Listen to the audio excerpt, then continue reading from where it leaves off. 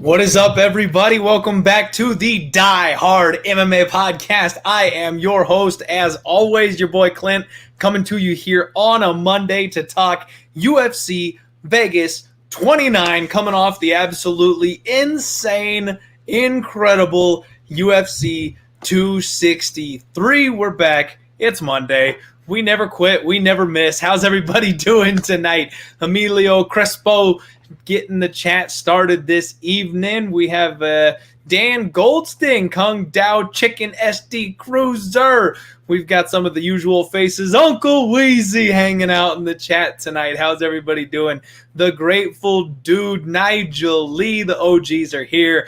Ansav, John, Leon Nestag, Jacksonville, Zolandau. How's everybody doing? How is everybody doing? I hope you are well. I hope you survived your Monday. We now get to kick back, enjoy ourselves, talk about some fights, and get ready to get our degenerate action rolling for Saturday, because this MMA train don't stop. And this is the best part of the week right here, hanging out with all of you. We've already got 59 live viewers on the show today. And real quick, before we get started, I want to give a special shout out. There have been a couple of people lately. I'm behind. There have been a couple people that have sent in, tips, donations to me, things like that, just to support the show, because I've gotten them on some winners for the next couple of months, and even one special one that got some hockey. And you all deserve your moment in the bright light, so thank you so much. I got Blake Webster, Daniel Kraus, Pranavin Mohan, Miguel Duran, Michael Ferris, Majumba Hussein, Ryan Kranijik. I am sorry for butchering your last name, my friend. Lee Osborne, Ari Shanigaram, another one I'm messing up there. Riley Palladino. We've got James Apostolico, James Fink, Corey Allen, Andrew Gondek, and the OG himself, the man, Michael Lunday. Thank you all so much. I really appreciate it. I always put my in like my Twitter DMs, my Twitter handle. I've always got my PayPal, my Cash App, my Venmo.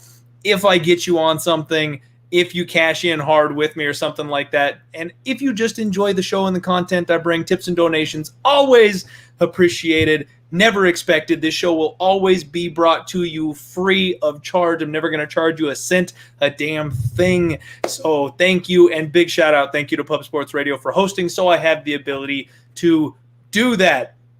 Boston Nick MMA in the house. What's up, buddy? How you doing today? So what I'm going to go ahead and do at this point is bring in our special guest. We had a bit of a scheduling issue. I was supposed to have Lags the Capper, my guy. We were going to go head-to-head and argue like little siblings on this podcast for you today, because he's one of my favorites, and he never misses an opportunity to bust my balls, but he's dealing with a hurricane that is knocking out his power, so unfortunately he wasn't able to make it. He's good to go. I'm kidding. It's not a real hurricane, but he doesn't have power, can't get on the show. We've been rescued by none other than my guy Brady, DFS. How you doing tonight, buddy?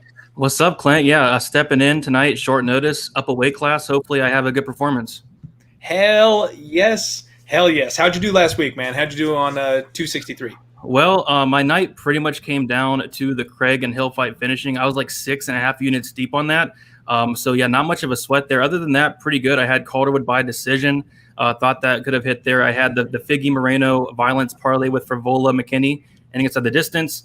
So overall pretty good. I even hit it like a Hail Mary parlay. It was like plus 780 something. I did hedge out a little bit, but still guaranteed some profit there. So really no complaints. All I needed was the fight to finish it. It happened. So can't complain really.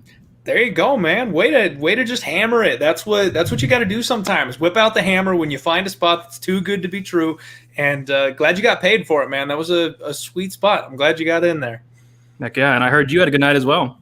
I did have a pretty solid night, and honestly, man, I got to tell y'all, my entire night can basically be summed up by this meme. Not gonna lie, they had us in the first half, man.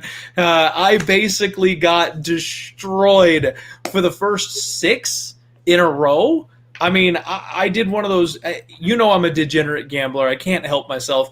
I pulled one of those, I'm just going to bet every single fight on the card at this point, even if it was for less than a unit, just like a half unit, a quarter unit, whatever. I found a way to bet every single fight. and it backfired in a big way, man. I was on Jake Collier. I thought he deserved to get the decision there. I thought he won 2 rounds. I was on Luigi Vendramini, which I'm impressed with Faraz. I got to give him his credit, but I did score a 10-8 in the 3rd round. I thought I could have at least gotten a push there and gotten my money back.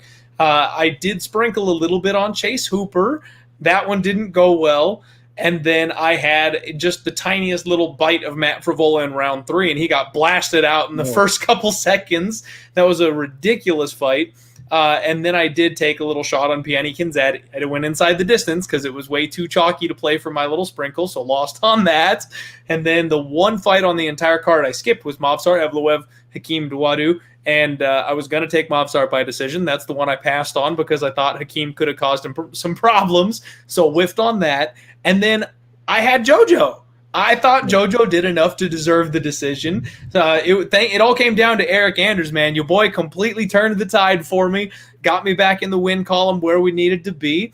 I had a good call on Brad Riddell, and then Jamal Hill ruined my parlays. Paul Craig, a guy that I've been nothing but positive for, and a lot of people have called me crazy for backing him in the past. I got off the train at the wrong time, apparently.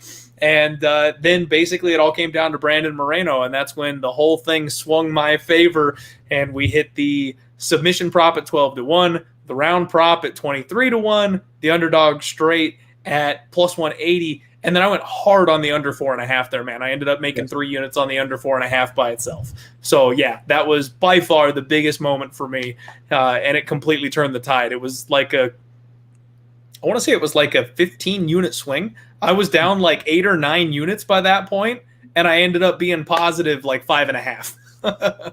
That Moreno call was insane. You nailed not just only the prop, but the round. Like that's insane. Congrats.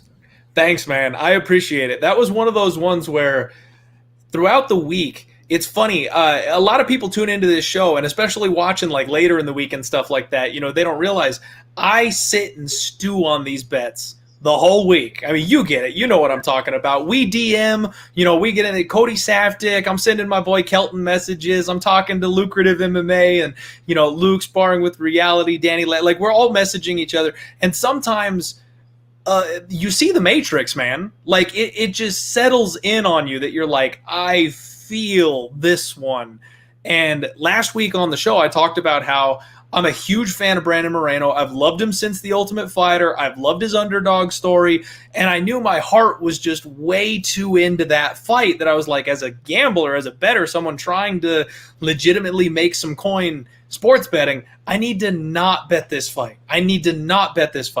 And I was talking to my guest at the time, Dan Levy, Best Fight Picks, Half the Battle. He talked to me about Figueiredo and the strengths that he had, and I was like, yeah, I know all that. And so I decided I was going to pass.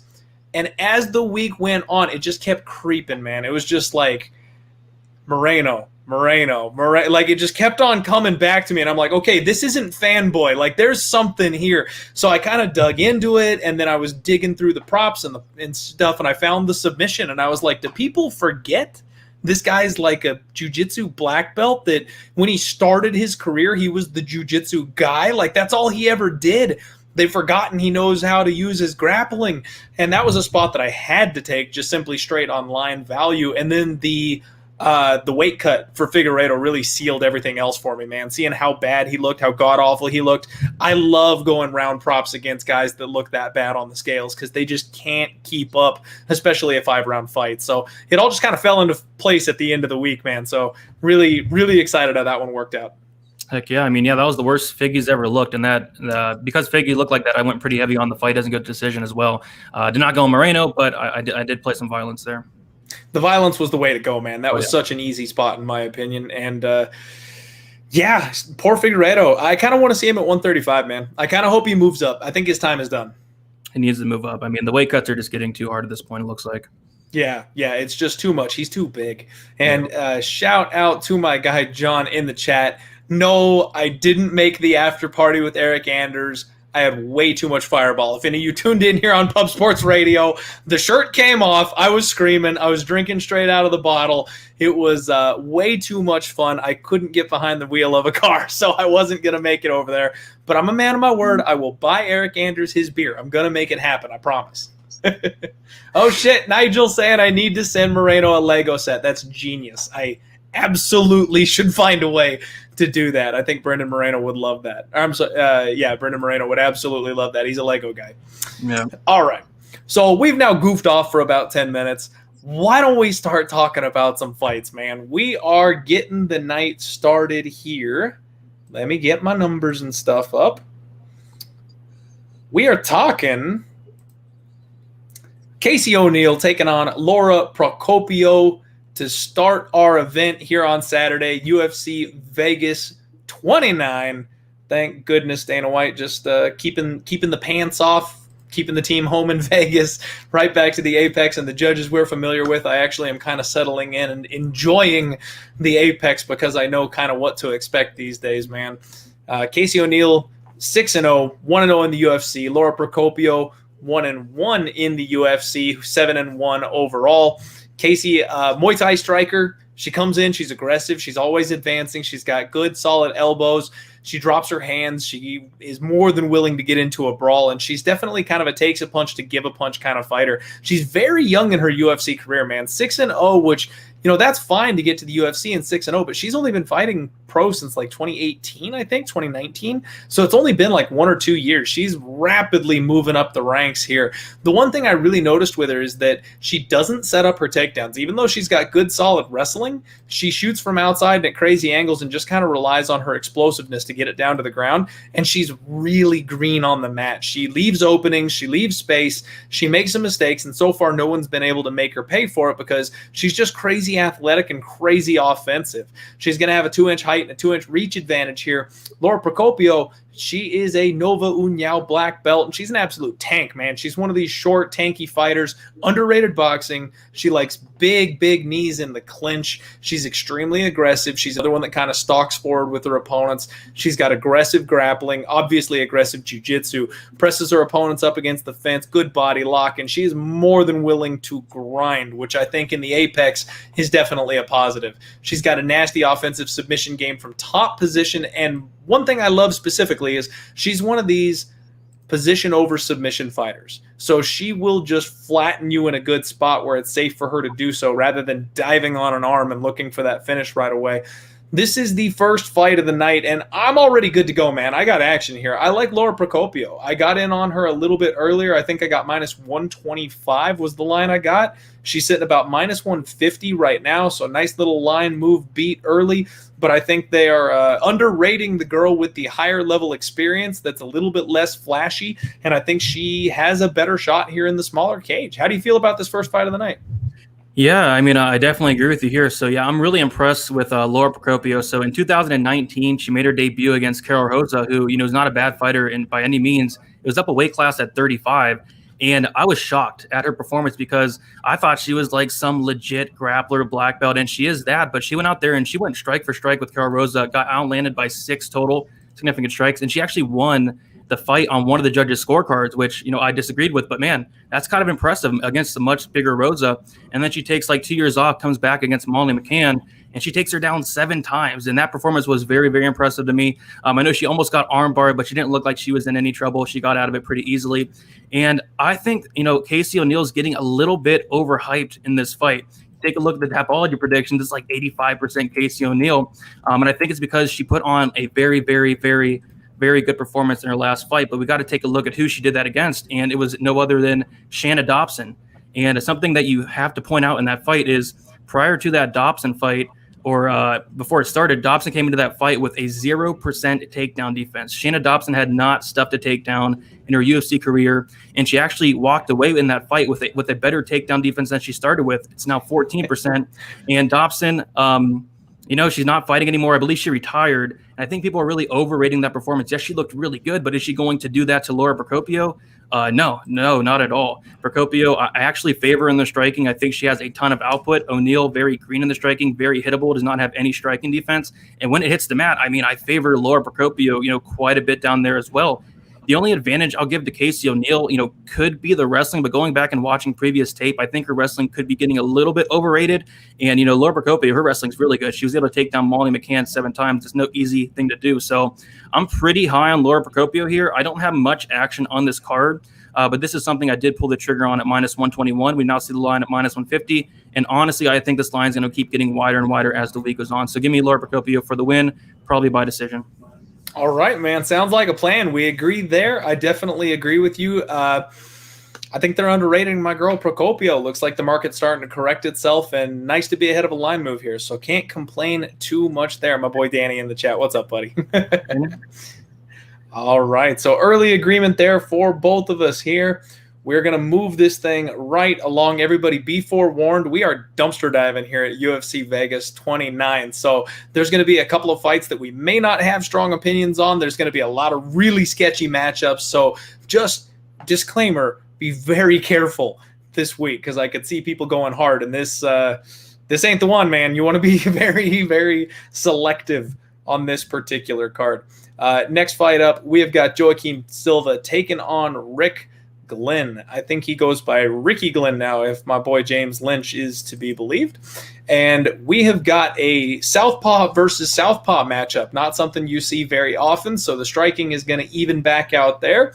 Joaquim Silva has not fought since 2019. He's extremely explosive. He feints well to set up his attacks. He does blitz in to close the range. He fires some big overhands and big swinging hooks. He swings with bad intentions, man. Silva's always looking for the knockout, always looking to put people away.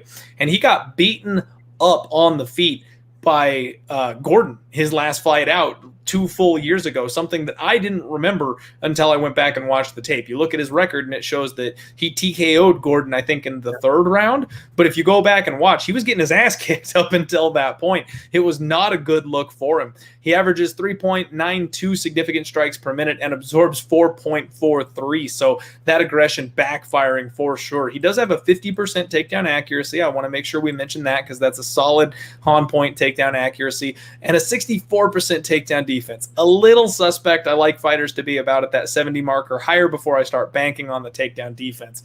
Rick Glenn, 21-6. He hasn't fought since 2018, so big question mark here for me. I'm watching tape from 2017, 2018. We're in 2021, folks. We're halfway through the year. There's so many things that could have changed for this man between those two things. So really no clue what we're going to see. We would expect him to be evolved at least a little bit, somewhat of a better fighter, but no clue. He's been laid off with injuries. He left Team Alpha Male. These are all negatives in my opinion. He has a tall Muay Thai stance from the last time we saw him. He likes to walk forward. He does do a decent job of keeping the distance fighting at range. He also fights really well in the clinch with knees and elbows. He's got a good teep kick. I noticed he does that front kick to keep the space and attack the abs and the body of his opponents. And you know what? When he fought Kevin Aguilar, man, he got rocked badly early in that fight. And it seems like if you can get in tight on Rick Glenn, that's really the key to beating him here. You can get in close, and he has a hard time with power shots like in boxing range. He averages 4.31 significant strikes per minute, absorbs 4.29. So again, similar thing. Takes one to give one every time. 66% takedown defense rating and a 1-inch reach advantage. Man, looking at Instagram, Joaquim Silva is in crazy good shape for this one, and because of Rick Glenn's injury and durability concerns and the fact that he struggles with people in close, I'm going to say Joaquim Silva is my pick here. It's basically a pick'em, slight favorite to Silva, -115 on Silva, -105 on Glenn, but not at all confident whatsoever with two guys we haven't seen for 2 years or more. Talk to me about this one, Brady. How do you feel this fight's playing out? I mean, I'd recommend nobody bets on this fight because there's just so many unknowns. We have not seen Rick Glenn since November of 2018, and he was actually supposed to fight Carlton Minus a couple months ago. I think he pulled out due to having COVID, which, by the way, I would have been all over Rick Glenn in that fight. But, in this fight, it's tough as well because we have not seen Silva. His last fight, he got knocked out bad by hack press. You did mention the Derek Gordon fight where, he got hurt, quite a few times in that fight, as did Gordon. Ended up getting the 3rd round knockout there. But I don't know. I don't like a lot of the things coming from the Rick Glenn side. The layoff, just about 3 years. He's also moving up a weight class in this fight, which is something else I do not like. It's not the first time in the UFC that he has fought at 145. 145, or 155. It's going to be the second time, but I believe he did lose his first fight in the UFC at welterweight. So yeah, 0-1 so far at this weight class. I think he does go 0-2 here. Silva, he's hittable himself, but he does have a lot of power. He's very dangerous. Ricky Glenn, like you said, he takes one to give one. He kind of have a bad taste in my mouth after that Aguilar fight, where Aguilar hurt him really bad in that first round and then ultimately dropped him in that third round. But, Glenn's very, very tough. He's never been knocked out. But I think he might be a chance he could get knocked out here. I'll take Silva just because he's the more powerful striker and because of how hittable Glenn is. But it's really hard to be confident in a matchup where we have not seen Glenn in about 3 years. We have not seen Silva in about 2 years. But I will take the Silva side as well. All right. Another early agreement. And again, it's line coin flip for a reason, man. Nobody knows what to expect here. I think the power of Silva could make the difference, like you said. But, man, I don't know. Just don't need to spend too much more time on it. I don't know. I feel like I should have more to say, but there's just so many damn questions. It's so hard to be confident in anything on this kind of a fight. Real quick, I do want to let the degenerates in the chat know I do have my degenerate NHL action for you this evening. Like always, there's only one game tonight, unfortunately. Playoffs are killing me. I'm so used to having 4 or 5 games a night to throw money at. So I'm on the Canadiens Knights first period under 1.5. I'm on the no goal for the first period. That's a plus 300. I'm on the full game draw at plus 333. I actually don't mind the full game under 5.5. And I did sprinkle the exact score, 3-2 Canadiens, at plus 1250. A couple shot props that I like. Alex Pietrangelo for the Knights, shot on goals over 2.5. Nick Suzuki on the Canadiens over 1.5. And then I did take Nick Suzuki anytime goal at plus 280. So lots of plus lines for you if you're looking to have some NHL fun degenerate action this evening. Brady, do you have any degenerate action on non-MMA sports for the fans tonight? Nope, I do not. That's all you. You got no baseball, no basketball, no nothing. No, I never bet any of those. Mostly MMA for me. All right. So just showing how much of a degenerate I am for the people there. Next fight up, we are going to move right along to the big boys. Josh Parisian taking on Roque Martinez. And I forgot, I've got my setup all messed up here. Usually I do this thing full screen. I messed up, guys. That's my bad. It's Monday. I'm tired. So Josh Parisian taking on Roque Martinez. Parisian is 13-4. Roque Martinez is 15-7. Josh is a 0-1 UFC fighter who came off the Dana White Tuesday Night Contender Series. So the Contender Series fade in full effect for his first fight out. He's got a high output, but he's extremely hittable. This guy's got a long jab. He's a spinning striker. He'll throw spinning kicks and spinning punches from distance. He has fought an absolutely abysmal level of competition prior to getting to the UFC, though. And his last fight out against Porker, he gassed so bad in round 1. Pretty embarrassing for a guy that's a volume striker to gas out as badly as he did in the first round. He got taken down, smothered all of round 2, lost that decision there. He averages 7.46 significant strikes a minute, absorbing 7.51. So even with that high pace, he's still getting beat up. He's got a 7-inch reach advantage for this fight, and he's taken on Roque Martinez, who is 0-2 in the UFC. He's a short, stocky, tank-style fighter, walks forward into range, insanely durable, wings big hooks. He blitzes in. He is surprisingly fast. When this guy wants to move, he's more athletic than he looks to close that distance. He has big clinch knees if he can get your head that low, and he really struggled with the reach advantage of Dontel Mays, man. That was the thing I think I noticed the most out of his last fight, is that he didn't look half bad when he got in close, but as long as Dontel Mays minded his P's and Q's, there was nothing Martinez could do.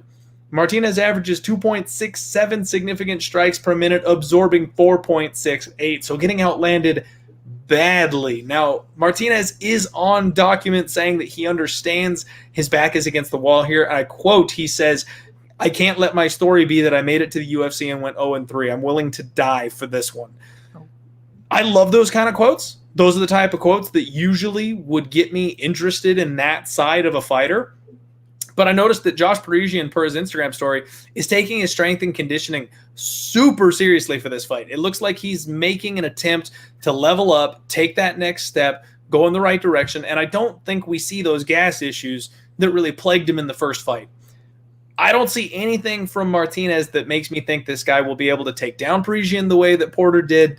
I don't think he's going to have a ground advantage if he were to get in that situation. He's got some good offensive front chokes and things like that, but unless Parisian really like gives up his head and neck as an opportunity, I don't think he can land a submission. So I think that range is going to be the story, man. I'm kind of feeling Josh Parisian by decision here, and I just don't think that Roque is UFC level, and I don't think that he has any answers for the physicality of his opponent here. Talk to me about this one, man. What's going on? Looks like we will agree once more. And I think what it comes down to for me is going to be that 6-inch height advantage and also that 7-inch reach advantage. Like that's huge there. And also you mentioned it, the volume is huge as well. Josh Parisian does come with a lot of volume. I do got to check out the Instagram, because if that is true, I mean, that kind of has me a little bit tempted, because after taping it and all that, I looked at the line. I saw -120. I thought it was going to be a little bit wider. I think Parisian has Martinez outmatched pretty much everywhere. I mean, he's going to have a big volume advantage. He's going to have a big reach advantage. How does Martinez win this fight? I just don't know. So I like Parisian quite a bit. The gas tank's an issue, but, like I said, I'm going to go check the Instagram. If he does look really good and at weigh-ins, if he's still sitting around the -120, that might be something to really look at. But I think a really popular play in this fight is going to be that over 1.5 rounds. We saw it open up at -150. It looks like it's going to be like a really popular play. People do like those heavyweight over-unders, over-under 1.5s, and we typically do see those hit quite a bit. And this is an instance where, I can see this hitting as well. Roque Martinez, I believe he has 2 knockout losses officially. I think one was a cut stoppage, but the guy is very, very, very durable. And kind of the same thing with Parisian. Parisian's durable as well. Only 1 knockout loss in 17 fights. So I think a decent look at this fight could be that over 1.5 rounds. I do see this getting extended. And honestly, I could see it honestly going to decision as well. So I'm with you. I'll take Parisian. I'll take him to win by decision also, actually. Yeah, man, I suggest you check out that Instagram. You always got to do the Instagram stalking, because he looks very motivated. He looks seriously in good shape. He's doing a lot of exercises that look like they're very difficult, especially for someone his size. So I expect him to be in better condition. And if he's in better condition, I don't know how Martinez gets in there to get the job done. Parisian is a guy that bases his whole style on volume. The only question for me is if he gasses out late. Roque Martinez is a brick wall of a man. He does not go down, and Parisian's a volume guy, so I don't see him knocking out a guy like Roque Martinez. I think he has to win by decision. Man, if this thing gets to round 3 and Parisian has a hard time getting off the stool, I will be sweating. I think the over 1.5 is a great spot. It's already getting hammered. I hate to throw up that kind of a flag, because myself included, a lot of us don't have access to the totals just yet, and it's going to get steamed before we ever get the opportunity to bet it. But I think the over 1.5 is a really great look here, because neither of these guys are quick finishers against decent level competition. I know neither of them are spectacular, but they're both higher level than most of their opponents have been. So I'm not expecting a quick finish. I think this one's going at least into the 3rd round. Yep, agreed. All right. Another agreement there from us. So we're looking good so far on this sketchy card. Real quick, I want to shout out the other sponsors for the show here, GoatCapitalSports.com. Brady, you don't have any degenerate action tonight. And someone like me, I'll try to fix that for you. My guys at Goat Capital Sports, they've got very, very solid, nicely low-priced packages for people looking to get some action down. Baseball, basketball, curling, soccer, whatever you're looking for, they got you covered. And they also have a no-loss guarantee. If you buy their pick package for the week and you lose, you get a full refund on the price. So everybody go check out Goat Capital Sports _ on Twitter. Let them know Clint sent you. They like me over there. They'll be sure to give you a pat on the back, and they'll get you pointed in the right direction. We cashed in real well last week on the Phoenix Suns a couple times, so jump on over there while you can. Take advantage. Next fight up, we have got Julian Erosa, Juicy J. Let me get this up here. Boop. And I'm screwing this whole thing up. What is wrong with me tonight? The UFC stat page. Okay. Just full disclosure here. The UFC page is completely different from what Google has. It's completely different from what Tapology has. The bout order for this card is all kinds of fucked up right now, and it's messing with me because I've got my notes in order and everything. Apparently, the next fight is Kalen Williams taking on Matt Semelsberger. So let's talk about that instead. Why don't we? What we've got here is a fight between 2 seriously high powered strikers, man. Matt Semelsberger is a guy that I've seen a lot of love for recently. I've seen a whole lot of love for online for Matt Semelsberger. He's a plus 150 underdog, minus 170, the favorite, Khaos Williams. And I'm not sold, man. I am not sold on Matt Semelsberger. I see a lot of people talking about how smooth he is, how slick he is. He's got some great striking, this and that. And I'm like, bro, he made an Alaska FC fighter look like he belonged in the UFC. Like that's what he has done so far. I went back and I watched the tape, and even after like just going straight off of my memory here, I remember looking at that fight and being like, man, this kid, not Matt, but his opponent, I'm blanking on his name right now. Minus. Thank you, Carlton Minus. I was like, Carlton Minus isn't that bad. Like, he looks pretty good in this fight. He's getting beat. He's at a power disadvantage, but he looks like he's in this fight. And that just shouldn't be the case. Like, you can't make a guy like that look good. And then he KO'd the chinniest fighter on the UFC roster with a jab. So we've got a very small sample size for Matt Semelsberger, and his competition level could not possibly get lower. Now, he's an aggro striker. He never stops moving forward. He attacks the legs a lot, which is something I do like. He attacks the body a lot, which is something I do like. Those are good signs. I think he can improve and get where he needs to be. He's got a long, hard cross. But that's about it, man. Khaos Williams is another guy that just walks his opponents down. He's got big, nasty, raw power. He likes to attack that low calf. He rips with big, gigantic hooks with bad intentions every single time out there. He's got the higher level of competition here so far in the UFC. And honestly, man, I thought he beat Michel Pereira. I think if you go back and you look at the stats at that fight, he outstruck Pereira by a decent number. It's much like we were talking about with Jojo Calderwood. The fighter that was flashy, that was moving, that was dancing, they scored it for him for some reason.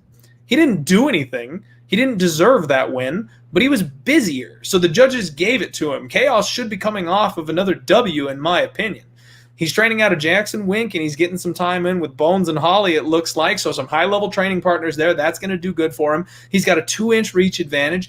And I guess the short story here, man, is I'm buying in. I like Khaos. I like everything this guy brings to the table. And the way he deaded 2 super high-level opponents, people that Matt is going to be fighting in 3-4 fights in his first 2. Like, I could not be higher on what I see from this kid. I think he's the real deal, and I think his power is going to be a problem, especially with a fighter like Matt who brings the fight. He's going to walk into something. I know a lot of people out there are talking about Khaos being low output, low volume. That's fine when your opponent does the work for you. Matt is not the type of guy that's going to jab you in the forehead and then skate to the outside and stay away from everything. He's a brawler. He gets in close. He gets in punching range, and that means he's going to get hit back. When he gets hit back, I fully expect Khaos to be the one doing the damage, and he's been knocked out before, man. I would not be at all surprised if we see a comeback from that Khaos Ox King power. I'm expecting Khaos by KO. I've got 3.3 units at minus 165 on my man Khaos, man. Talk to me, DFS. What do you like on this one? Well, you stole a lot of the words right out of my mouth. I mean, you went over the main talking point. So Williams, I'm just more impressed with Williams and, what he's done so far in the UFC. You take a look at Semelsberger, solid performance over Carlton Minus, but honestly, like Carlton Minus could be, one of the worst UFC fighters in history. Like, and I'm being dead serious. And then he went out and knocked out one of the most chinniest fighters in the UFC history as well, and Jason Witt. He knocked him out in 16 seconds. I think Williams would knock him out in 8 seconds. So, yeah. As far as Williams, I'm just more impressed with his wins. You go out there, you knock out Alex Moreno in 27 seconds. That's not something that's easy to do. Moreno is very tough. He's very durable. He's not been knocked out that often. And Khaos Williams starched him. And then the next fight, this is what really opened my eyes for me on Williams. He went out there and he starched Abdulrazak Al Hassan in 30 seconds. And I believe that was the first ever knockout loss for Abdul. So that was impressive. And then you have the loss to Michel Pereira, and you kind of nailed it. That was a very, very close fight. It very well could have went that way. And he actually outlanded Michel Pereira in every single round. Round 1, 2, and 3 had more significant strikes in every single round. So honestly, I'm more impressed with that loss to Michel Pereira than Semelsberger's win against Chinny Jason Witt or Carlton Minus, who's cut combined. So the level of competition for me, that's probably the number one thing. And the other thing is, I think this is going to be a fun fight. I think it's going to be a war. I think someone gets finished. And Khaos Williams, he's never been finished. He's very durable. And as far as Matthew Semelsberger, he's never lost by decision. He has 2 losses. Both of them are by finish. One's by knockout and one's by submission. I think he gets his second knockout loss here. And I think Khaos does get it done inside the distance. I have not bet it yet, but I'm going to be taking a look at the props. If Khaos by knockout's a decent price, I'll take a look at that. But yeah, I don't hate your bet throwing the hammer down on Khaos here.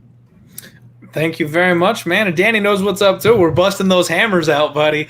That's that's the idea for me here. I'm glad you brought that up, man, saying that he impressed in the loss to Michel Pereira more so than the victory on the other side. I think that's an excellent point.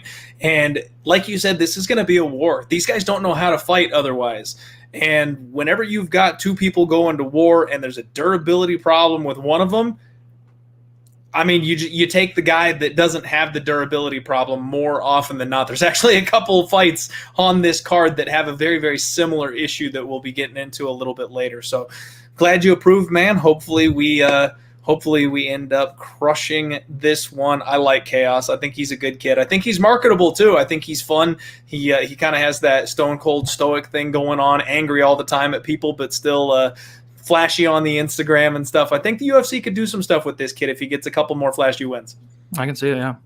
All right, man. So our next fight up, now I'm going to look at the UFC page here before I go ahead and flip into this thing to make sure I'm good, is one that, I don't want to steal all the points again, man. So I'm going to let you lead this one off. We'll be talking Kanako, Murata, taking on Virna, Janiroba, and I'll give you the floor, man. Why don't you lead this one off? Talk to me about this fight. Yeah, so I'm actually very excited to see this matchup. So we have Murata, who, very impressive in her UFC debut against Randa Marcos. Remind you that it is Randa Marcos, but still, she went out there and she looked good. Her takedowns look good. Her top control looked great. All that.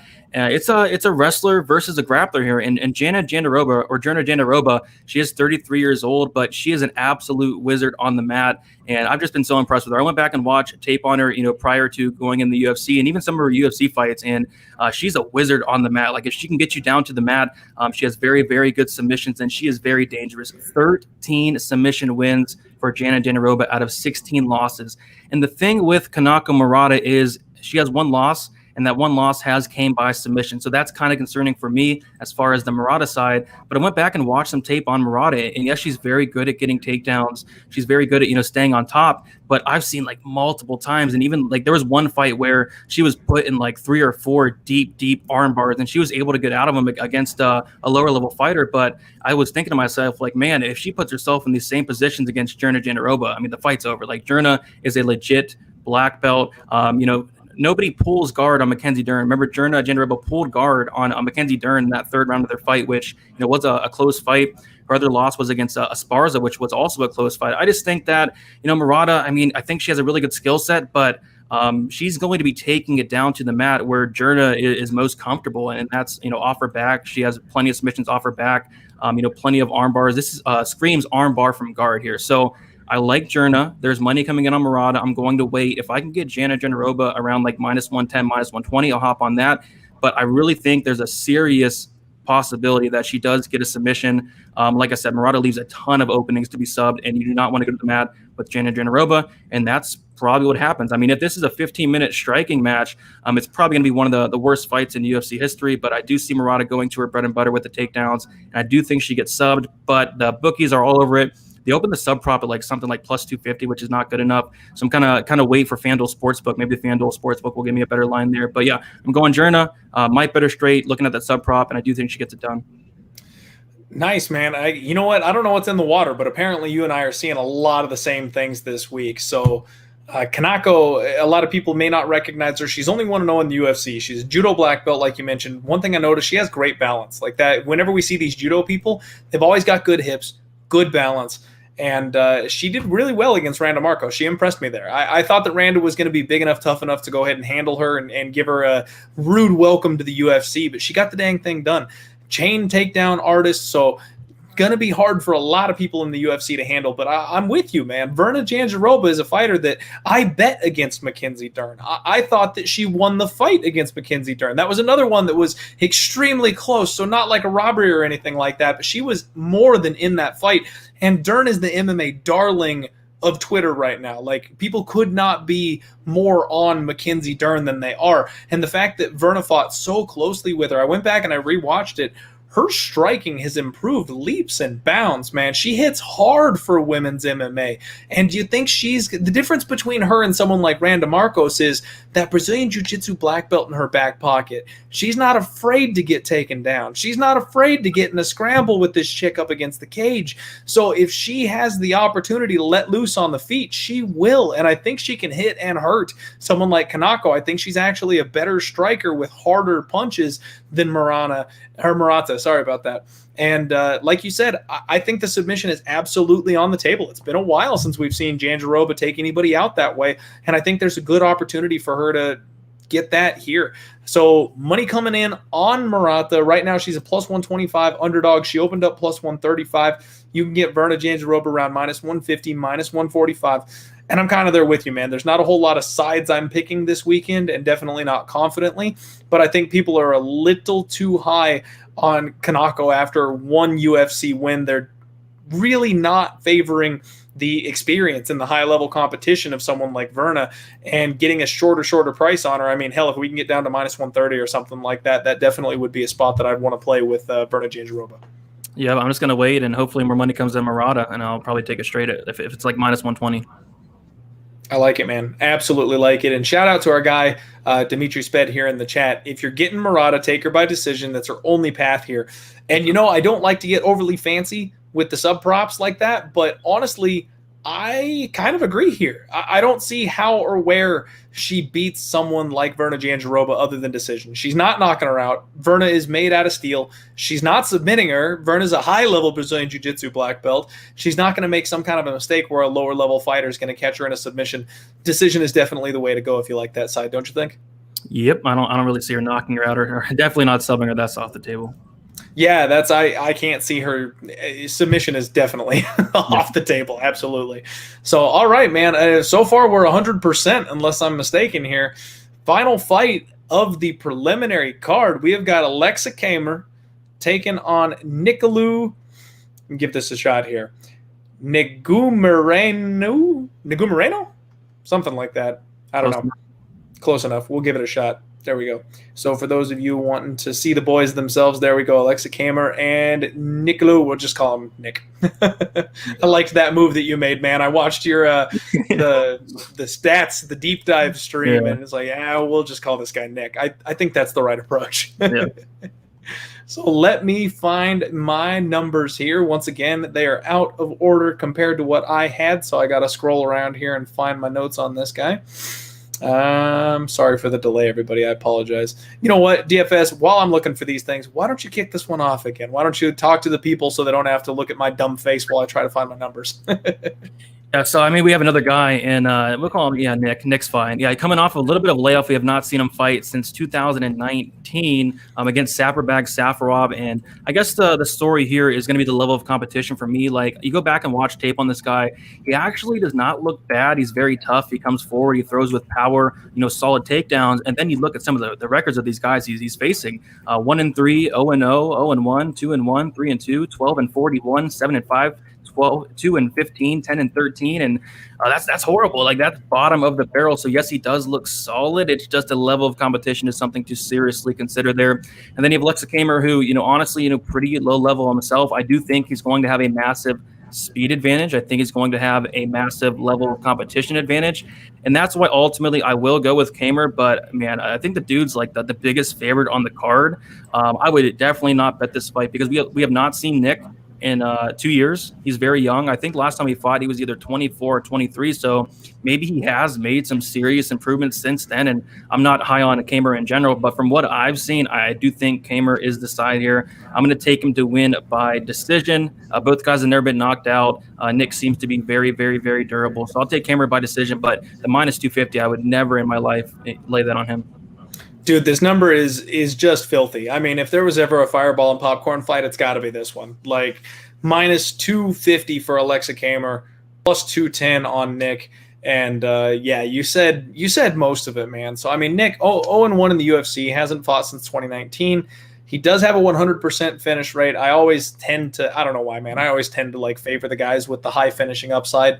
And he swings wild. He charges in, slings from the hip. And I did notice doing the usual Instagram stalking that I do, he's been training with Gustafsson and Khamzat Chimaev. So you get a kid like this that's got one bad loss and takes 2 years off to work with those kind of caliber training partners. I kind of expect improvements from him. Now, his one loss, the thing here, his one loss was Saparbek Safarov, and that guy is as bummy gets in the UFC. He went 1-3 before he got dropped.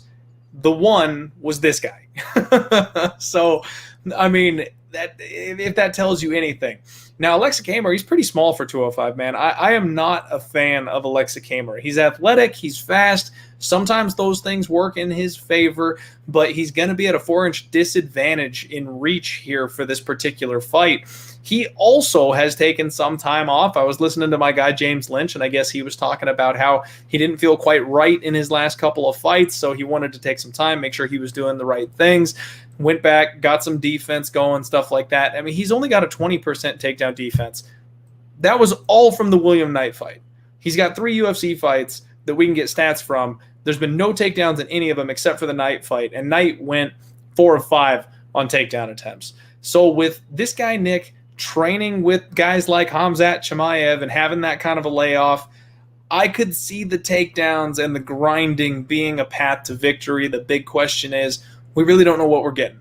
You know what I mean? We don't know if he's going to change his strategy. We don't know if we're going to see the same old type of guy. We don't know what kind of Aleksa Camur we're going to see. Both these guys are young. They could be making improvements. So this is a complete dog or pass spot for me. I'm already low on Camur, and we know nothing about what these guys are going to look like. So I would have to take the dog if I was going to make any type of a pick on this one. But please, guys, don't put your money on this fight.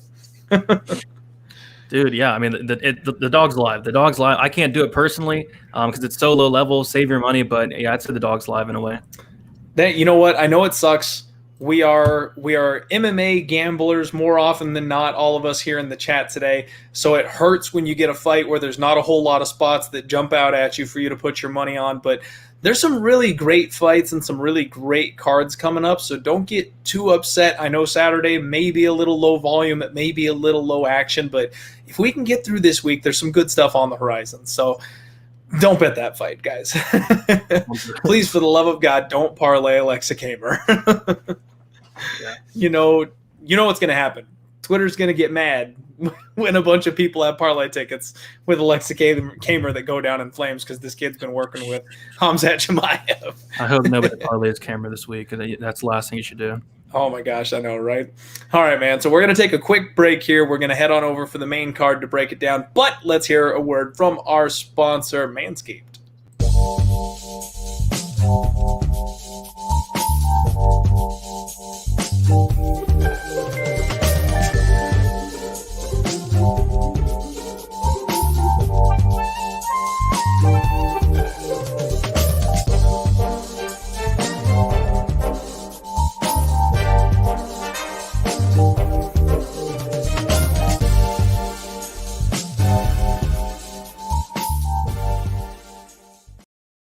All right, welcome back in, everybody. We've got 245 live viewers today. Thank you so much for joining us here on the Die Hard MMA podcast. I screwed up my graphics, so I apologize. Next fight up, we're talking Matt Brown taking on Dhiego Lima, and this is another dumpster fire, man. This is an old man bar fight that we got going on here. It's a rematch from 2007. Matt Brown, 24-18. What a god-awful record at this point, but he's been fighting the best of the best for as long as anybody can remember. Dhiego Lima, 17-7. And Matt Brown is the definition of a glass cannon. This man has so much offense. He's got nasty striking, big elbows, well-rounded, offensive submissions, nasty, filthy ground and pound. But he just can't take it anymore, man. He's 40 years old. He's taken all the damage the UFC can possibly hand him, and he's still around here competing at the age of 40. So if you hit him good, he's going down. He's just crumpling up in a pile. He does average 1.56 takedowns per 15 minutes with a 44% accuracy, though, man. His wrestling game is something that is underrated. People forget that he's capable of it, and he's actually pretty solid in that department. Dhiego Lima relies heavily on leg kicks. In his last fight with Belal Muhammad, I know he really worked over the legs of Belal Muhammad. It wasn't quite enough, though, and he got outstruck by like a 2-1 clip in that fight because he couldn't quite get anything going when the leg kicks didn't work. He's well-rounded as well, but honestly, he's not great anywhere. Dhiego Lima is one of these fighters that I'm not overly impressed with in any particular aspect of the game. I think you are the one on the show the other night that called him a journeyman fighter. I think that's a great way to describe Dhiego Lima. Obviously, he's more high level than any of us. He will kick my ass, but as far as the UFC goes, he doesn't stand out anywhere. His takedown defense is pretty on point, though. 73%. Belal was kept to 1 for 10 attempts on his takedown. So I complimented Matt Brown's wrestling ability. However, Dhiego Lima's takedown defense seems to be more than enough to handle something like that. Looking at the significant strikes, man, Lima averages 3.14 significant strikes per minute, absorbing 3.93, whereas Matt Brown, even though he's been knocked out a bunch, averages 3.69, sorry, and then he absorbs 2.67. So he's actually outlanding his opponents by over a significant strike per minute, leading him to be a little bit more technical and defensively solid than people think. He just can't take the punch when it eventually comes. There's something I do want to point out, man. Dhiego Lima is 3-1 in his last 4, and that sounds pretty damn good. But 2 of those were by very close split decision, one of which I completely disagree with. Dhiego Lima could very well be 1-6 in his last 7 here in the UFC. So there's a lot of people that are jumping all over Lima with sheer confidence and a lot of gusto. I think this is another dog or pass spot, man. I don't know many people who can stand up to the type of power that Matt Brown brings to the table. And Lima, even though he's solid, is not the kind of power puncher that I think Matt Brown is going to be afraid of. Now, if he gets caught on the button, he's going down. But you're not kicking Matt Brown's legs out from under him. He's one of these guys that will die on his shield in the octagon. If Lima does the I'm going to calf kick you until you stop coming forward game plan, that ain't flying with Matt Brown. You've got to kill this guy to get him to stop coming forward.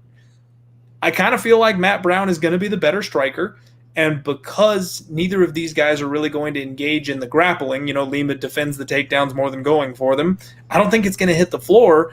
So Matt Brown either gets knocked out like we've seen a million times before, or honestly, I think he slightly outstrikes Dhiego Lima. Hot take, man. Matt Brown by decision. Ooh, yeah, that is a hot take, man. I don't know. It's hard to trust Dhiego Lima, especially at a -170. There's going to be people that are going to be, playing him and parlaying him. Yeah, this is a huge stay away for me as well. I mean, Matt Brown, I could have sworn like the dude was going to, planning on retiring in like 2018, and he's still fighting. He has 40 fights on his record. He's taken a ton of damage throughout his career, well past his prime. And something I do want to point out is, how many times these guys have been finished. Matt Brown's been submitted 10 times, knocked out 3 times. So he's been finished in 13 out of his 18 losses, where Lima's been finished 4 times by knockout, once by submission for 5 out of 8. So that's a combined, 18 finished losses between the two.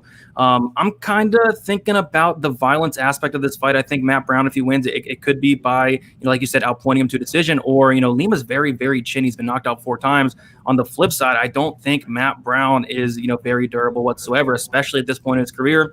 As far as a pick, though, I mean, I'll take Lima. I do think this fight does play outstanding. 40 years old, Matt Brown. It's really hard to get there for me.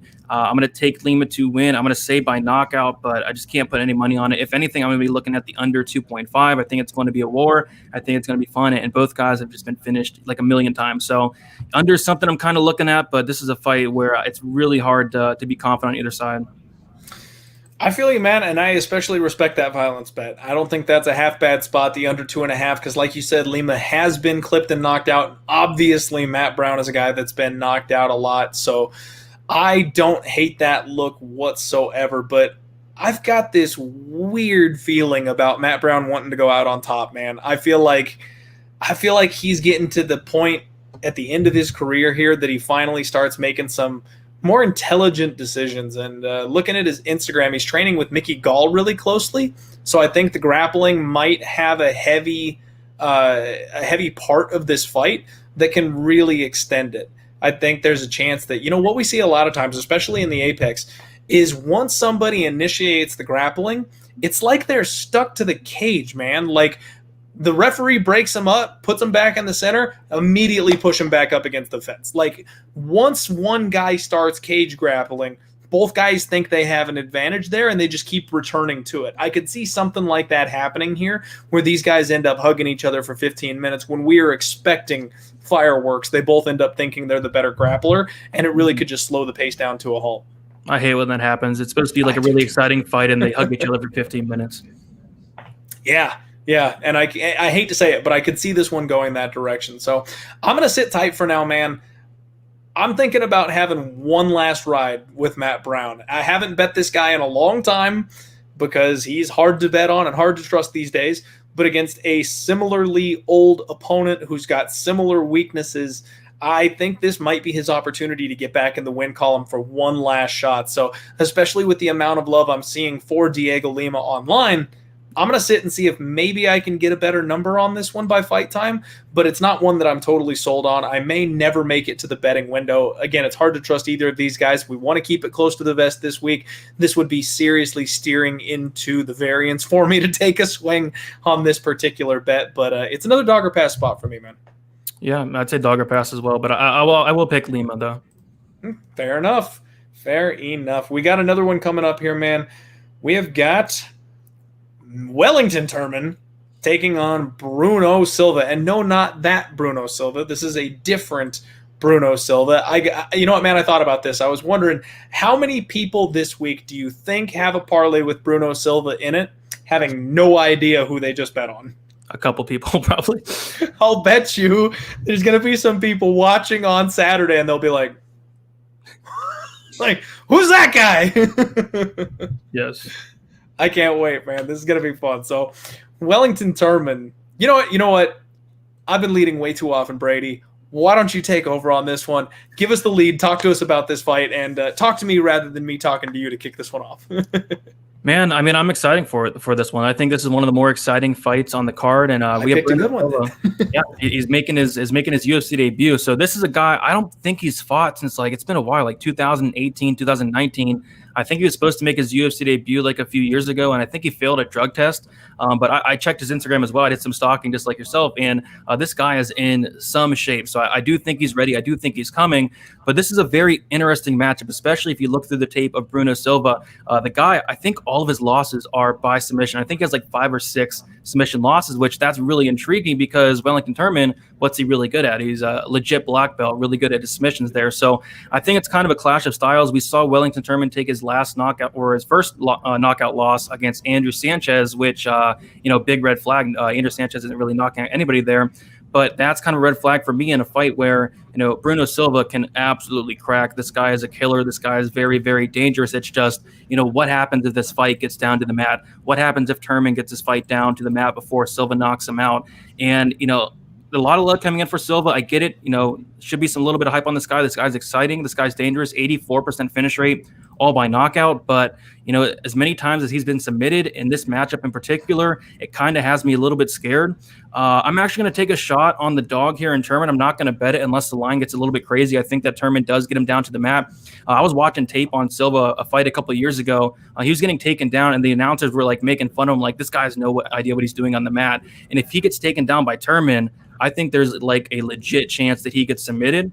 But, kind of how I'm looking at it in another way is maybe look at the violence as well. I think the under 2.5 could be a way to look. You have Silva, who has been finished in all of his losses. You have Silva, who has an 84% finish rate. Turman, 69% finish rate himself. I think it's either a Silva first-round knockout, or I think Turman gets that sub. I'm going to take the dog and Turman. I'm going to take it to win by submission. But yeah, very hard fight to call. I don't really know why this line's moving so much in favor of Silva. To me, it's more like a 50-50 fight. Does Silva keep it on the feet and knock him out, or does Turman get this to the mat and submit him? So for me, 50-50, I'll side with the slight dog.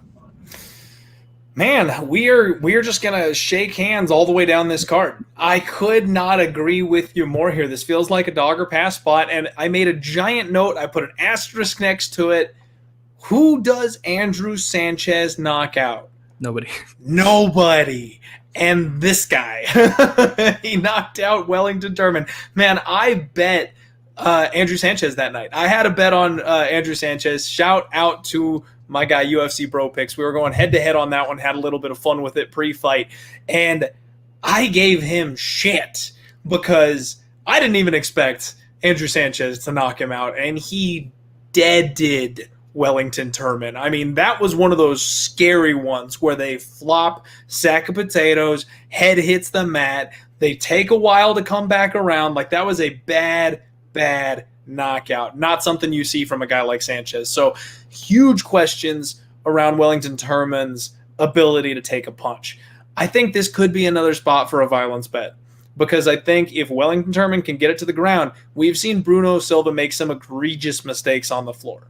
He just does not do well. He has no ability to get back to his feet, and man, he gives up his back. Yeah. He turns his back to his opponent every time he tries to stand back up. So a guy like Wellington Turman is going to absolutely be able to take advantage of that. He fires off a ton of takedowns. He's a chain grappler, 35% accuracy, so pretty low. But when you continuously stay on somebody, we expect to see that kind of a thing. 5 submission losses for Silva. And then the issue is, if Turman can't get the takedowns, Silva's a guy that's got huge power, and outside the UFC, it seemed like he had kind of a never-ending gas tank. He was just able to keep on staying on these people. He's coming off a long layoff because of a performance-enhancing drug suspension, man. I wonder what Silva we're going to see. This is one I definitely want to wait and see the weigh-ins. I want to see what he looks like. I don't know if I'm actually going to bet it because there's so many sketchy questions around both fighters again, but I'm looking dog or pass, and I'm looking under, because I feel like if Silva got a new doctor and he's on his usual cycle, Wellington Turman's not going to have anything for him on the feet. And if you get knocked out by Sanchez, you're getting knocked out by Silva. But if Silva doesn't have a new doctor and he looks a little flabby, a little soft at the weigh-ins, there's another fighter that comes to mind when we have people that looked phenomenal in another organization and then move on over to the UFC and don't have access to the same supplements. Who's the guy that won the heavyweight Grand Prix in the PFL? Bozer knocked his head off. Philip Lins. Yeah. Lins is a perfect example here for me, man. Just does not look like the same man in the UFC, and I'm kind of looking for the same type of signs from Silva. So I'm going to be looking really closely at the post-weigh-in show on Friday for this one.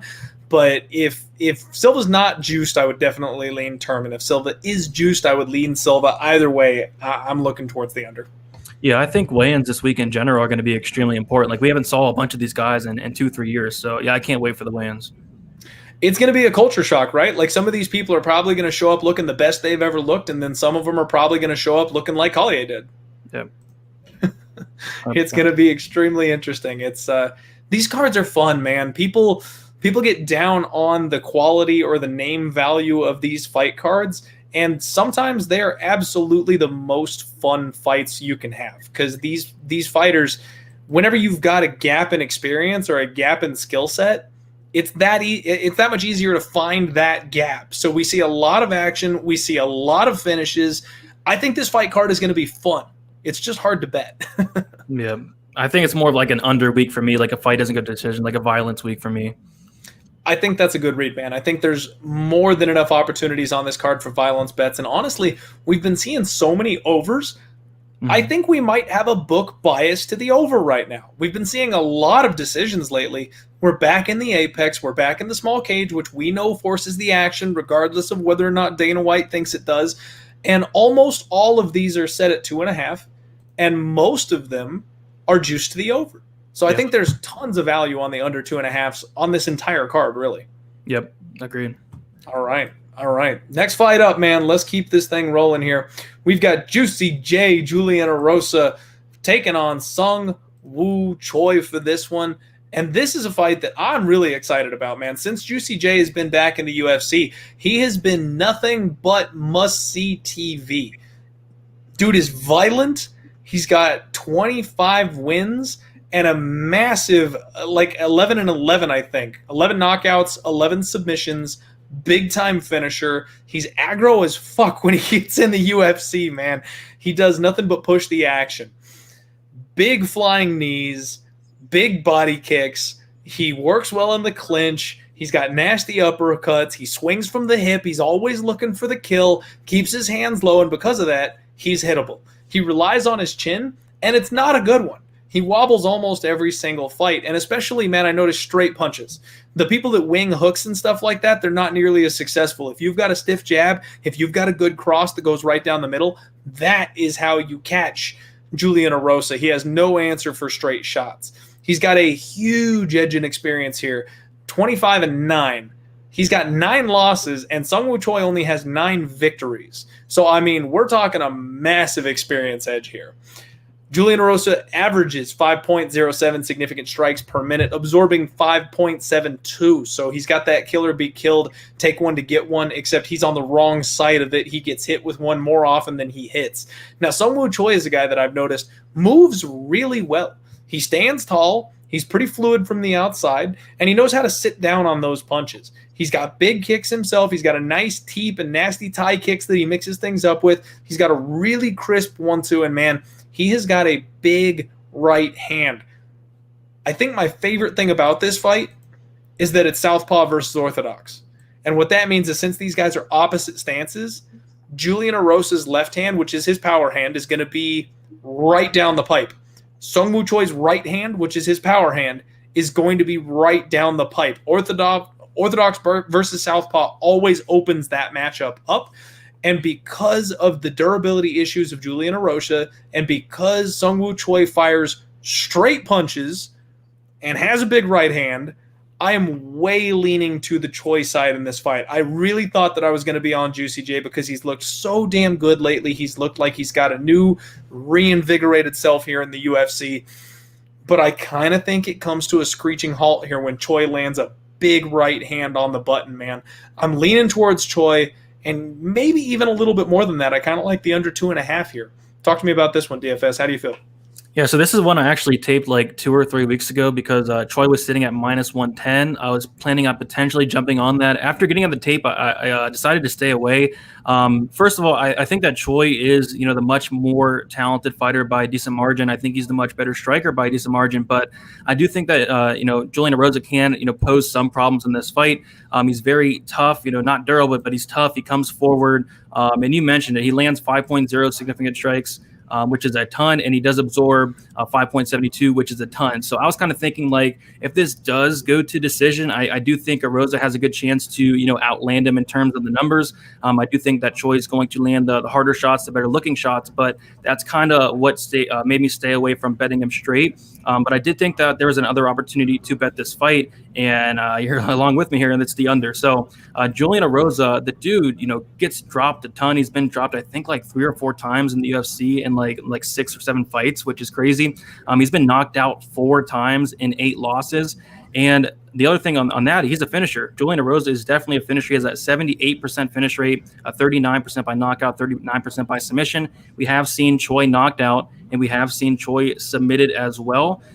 As far as a pick, I'm going to go with Choi because I do think he's the much more talented fighter, the much better striker, more defensively sound, and he's going to be landing the harder shots, the better looking shots. But I think this is going to be an all-out war like a lot of Erosa fights are.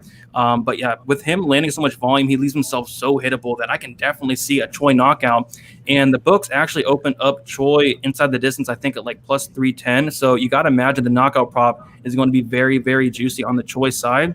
But yeah, even like you said, the under 2.5 is like plus 125. I like that a lot. I think if Erosa wins, there's a good chance it's probably inside the distance. And I think if Choi wins, I think he'd really knock this guy out. Choi has not shown knockout power yet in the UFC, but he's fighting, guys like Gavin Tucker, Movsar Evloev, Yusuf Salau, guys like that, guys that are very durable. They're slippery too.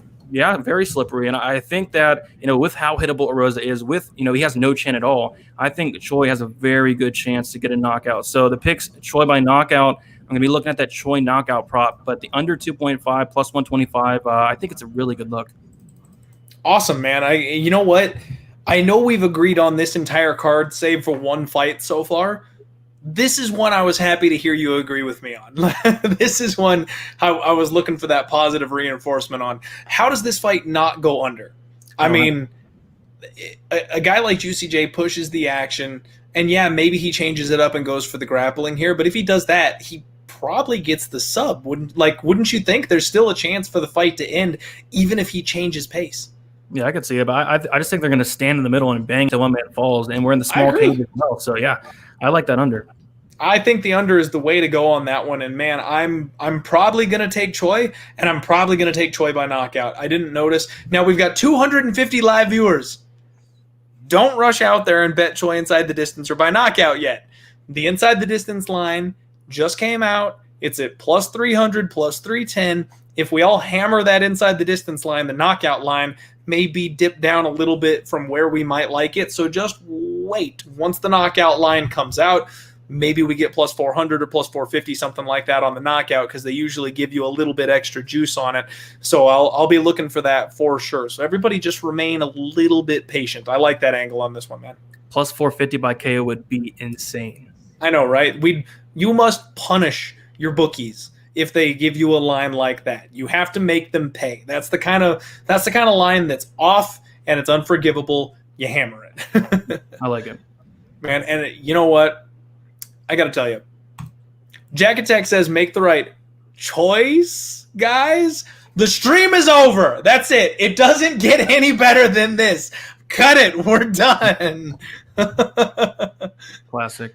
Jack Attack, busting me up, man. You're killing me over here. All right. We are winding down in all seriousness. We're getting towards the end of this little violence-filled fight card, man. Maybe the fight that I am most excited about on this card coming up next. We have got dangerous Davey Grant taking on Marlon Chito Vera. What a fight. I mean, this fight is so good, man. I can't wait for this fight. It's a rematch. We've seen these guys fight before. They've both taken different paths to the UFC, and here they are yet again. Marlon Vera streaking towards the top of the division, everyone expecting him to be the next big thing. And then he kind of falls, kind of stumbles a little bit, and comes back down to earth. And then we have Davey Grant, who's the exact opposite. People couldn't be lower on a guy like Davey Grant. And then he just turns the whole thing around, rattles off some big knockout wins, wrecks a couple of opponents, and now here he is. If he gets a win in a rematch over a guy like Marlon Vera, he's right back in title contention. People are talking about Davey Grant. He steals all the hype. This is such a fun fight, man. Talk to me about how this one breaks down and plays out for you. Yeah, 100%. This is a fun fight, a rematch. Went back and watched the first fight, and yeah, Davey Grant absolutely demolished Marlon Vera. I think it was like 30-26 all across the board. Marlon Vera did lose a point in that fight. We got to kind of remember that was in 2016, 5 years ago, like 5.5 years ago. It was Vera's third fight in the UFC. I think it was like 22 or 23 at the time. And Vera has made massive improvements ever since then. But I mean, you can say the same thing for Grant. I mean, Grant has been on an absolute roll as of late, and he's been winning fights, and he's been winning them as an underdog and a pretty big one. I remember he was like plus 220, plus 230 in his last fight against Jonathan Martinez. He beat Martin Day as well as a dog. And, Grant has definitely been on a roll, but he is 35 years old. He definitely is getting up there. So if he's going to make a run, it's got to be now. But, I mean, you take a look at his last 3 wins. Jonathan Martinez, he did get dropped in that fight. Came back and knocked out Jonathan Martinez. Beautiful performance against Martin Day. He got dropped by Martin Day as well. Came back and knocked him out in that 3rd round. A split decision win over Gregory Popov.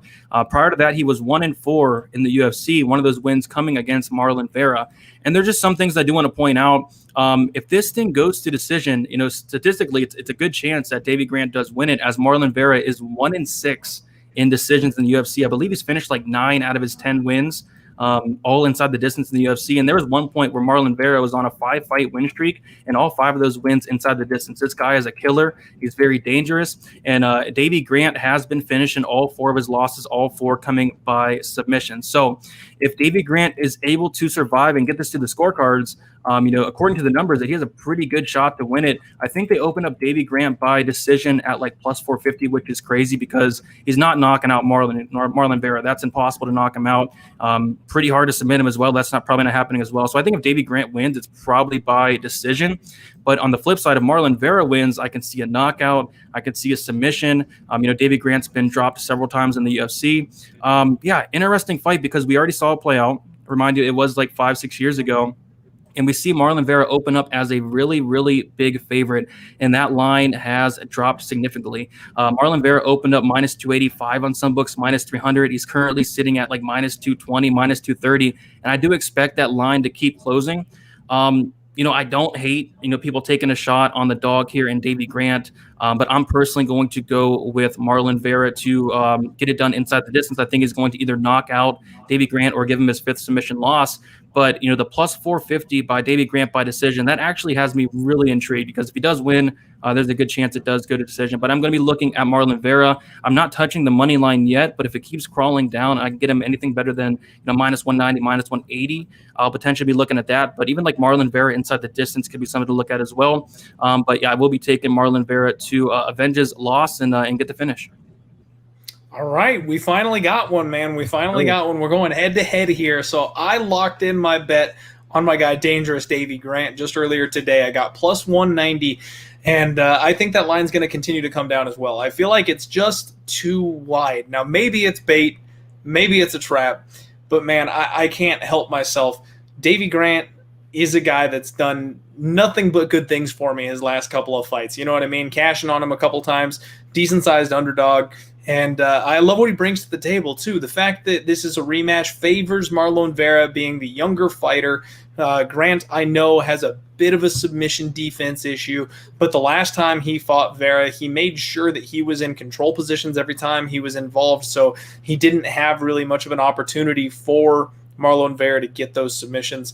And, man, I got to be honest, I'm not sure quite what happened because I was the biggest Marlon Vera fan. I came on this podcast and I told everybody how slick this kid was, how much of a finisher this kid was, how underrated he was. And on that 5-fight win streak, I think I bet him 4 out of 5 of those. I was all over Marlon Vera. And then when he got to Sean O'Malley, for some reason, I decided I was a hipster, and because now everybody else likes him, I jumped off. I don't know what the hell happened. He's absolutely still a talent. I need to check myself because I'm doubting him way too much. And that's kind of what happened with me and Paul Craig, right? The opportunity to bet Paul Craig was there, completely missed it because I blindsided myself jumping off of him. I don't want to do that with Vera, but I am going to go ahead and go against him here, mostly because I think all the value is on the Davey Grant side. I think Davey Grant is a better striker than Marlon Vera is. I know Marlon Vera is made out of iron, doesn't have any durability issues, and hits really freaking hard, but he's still the less skilled guy on the feet, in my opinion. We've seen him struggle with people that have a speed advantage over him. He lost to Song Yadong and Jose Aldo. Now, I know I'm not saying that Davey Grant is Song Yadong or Jose Aldo, but he's got some of the same tendencies. He's got some of the same attributes over Marlon Vera, and we've seen him struggle with those things in the past. Davey Grant is also a guy that's not going to fold over like Sean O'Malley did. He's a guy that's going to walk through the fire until you kill him and make him get out of there. Whenever I'm betting an underdog, I need a guy that's going to fight for my money. And I know Davey Grant will go out on his shield. And I know he's got that submission defense issue, and that looks really bad, but, man, it's been a while since we saw Marlon Vera really go to the ground. He's kind of been a club and sub guy, and his last submission win was Nolene Hernandez in 2019, a guy making his UFC debut. And then he fought Guido Canelli before that in 2018. Those are his last 2 sub wins. It's been a long time. He just doesn't seem to go to that grappling anymore. I think he's fallen in love with his striking, and honestly, I think that might be his downfall. I think the fact that Chito Vera now finds himself a knockout artist, he's looking for that more than he is looking for the ground game. And I think that provides enough of an opportunity for Davey Grant to really mix it up and be in control. And especially in the apex, if Davey Grant wants to do kind of like he did the last time, walk him forward, go body, head, and then pin him up against the fence, I think he can do that all day in the apex. So I might be ripping this ticket up, man. I fully understand that the club and sub from Marlon Vera is more than on the table for this fight. but I think I'm okay to go down with this ship. I think I'm okay to die on this hill. Hey, if his chin holds up, I'd say there's a good chance of him winning. That's the big thing is Marlon Vera simply does not know how to win decisions, man. He's almost in Diaz territory, right? Like, he's willing to fight you, and if he has the opportunity to finish, he absolutely will and can, but he doesn't know how to play the game. He doesn't know how to score, and that's something that Davey Grant does know how to do. So, yeah, man, if it goes to the decision, I think it heavily favors Davey Grant, and I think that even though Vera's never been finished, I don't know if Davey Grant's the first guy to do it, man. I really don't. But he's got the ability to. He's slick on the ground. He's got good submissions. And we've seen his striking has come a long way. He's much more of a power striker than he used to be these days. That might be his downfall also. But we can't write it off the table. You know what I mean? Man, I can't wait for the fight. It's going to be fun. That's a good fight. That's a hell of a fight. And another one that you can argue the under for. You can absolutely make a case for the under in this fight. Like a lot of the last couple we've been talking about, this one should be fun. Could be another short list contender for fight of the night. Agree, yeah. All right, man. We are coming up here on... Wait a second. Did we talk about Tim Means? We did not. What the hell is wrong with the UFC, man? They don't even have this fight on their list. I've been waiting for the opportunity to chat with you about this fight, and they don't even have it listed on their site. So there's no preview for it. We're way out of order here. But Tim Means this weekend is fighting Danny Hot Chocolate Roberts, and it should be somewhere in this upper main card slot area. I thought we were headed into the co-main event, but pump the brakes. We got one more to do, folks. The Dirty Bird making his return, 31-12. Danny Roberts, 17-5. Tim is 3-1 in his last 4. Really pulled kind of a turnaround late in his career here. Extremely well-rounded. He's a slick striker, man. He's really solid on the feet. Nasty leg kicks. Intelligent jab. I like his lead check left hook. And he's got good, strong wrestling. He's another one of these guys with a really underrated ground game because we see him striking so much. Maybe a bit on the chinny side. He's another guy with a bit of some durability issues, but he lands takedowns with 41% accuracy. Now, he averages 0.92 takedowns per 15 minutes because he doesn't always go to them, but I honestly don't hate that. It's because he's selective. When he wants a takedown, he gets a damn takedown. He picks and chooses his spots very carefully, in my opinion. Danny Roberts, he's coming off a long layoff. He's another one of these guys, hasn't fought since 2019. From what I understand, it's multiple opponents falling out. He kept on being scheduled against people. They kept dipping out.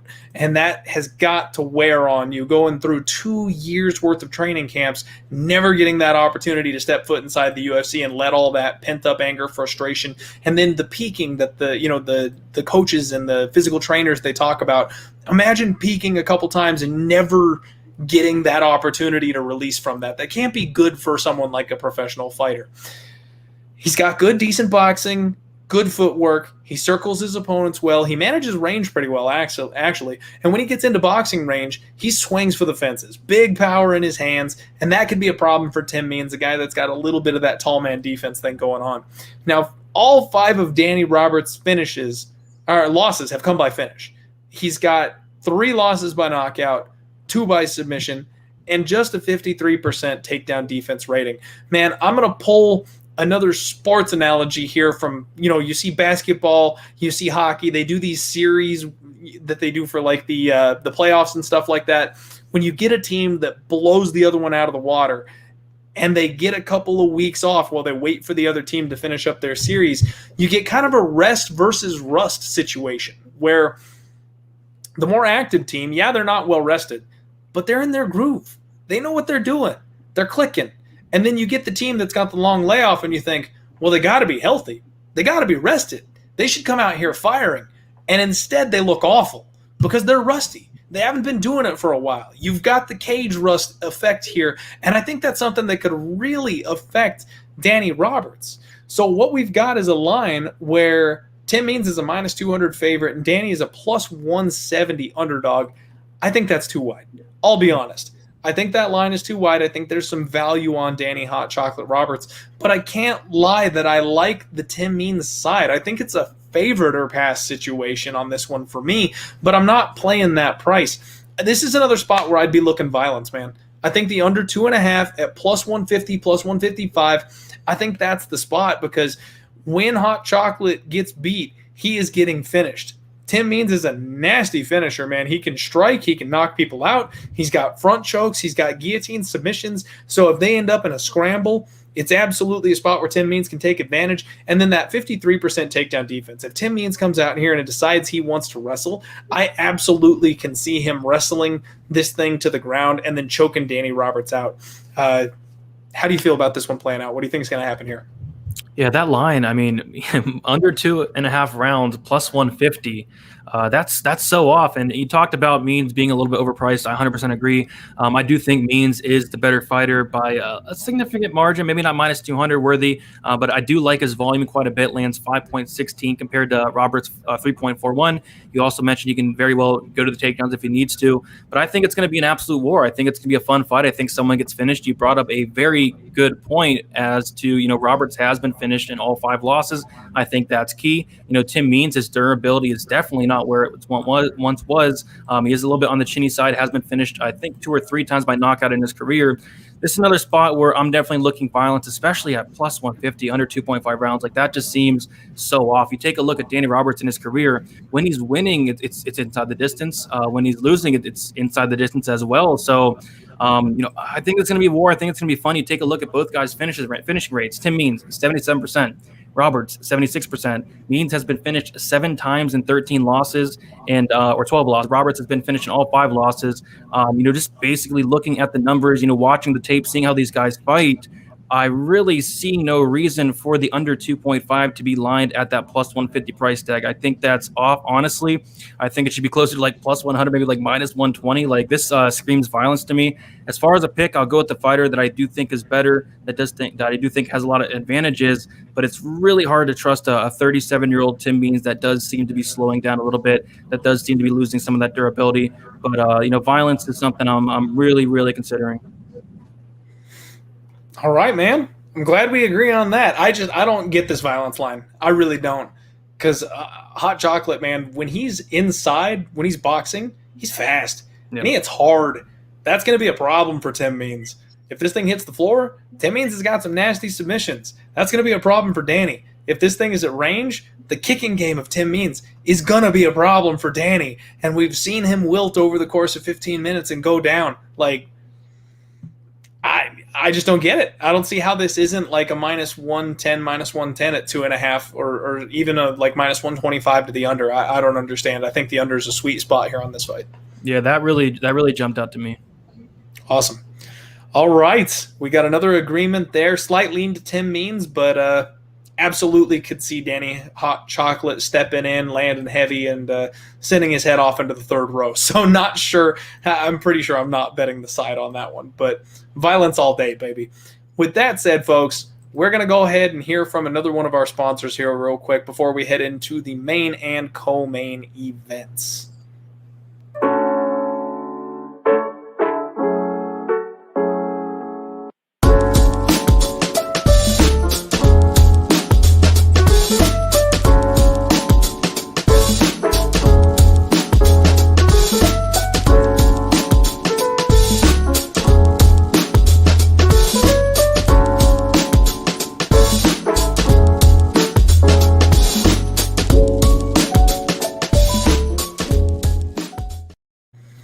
Now that everybody's good and hungry, let's talk about the co-main event of UFC Vegas 29. I am joined by my guest, Brady, DFS by the numbers, the man swooping in here on short notice to save the day and give us a fun breakdown.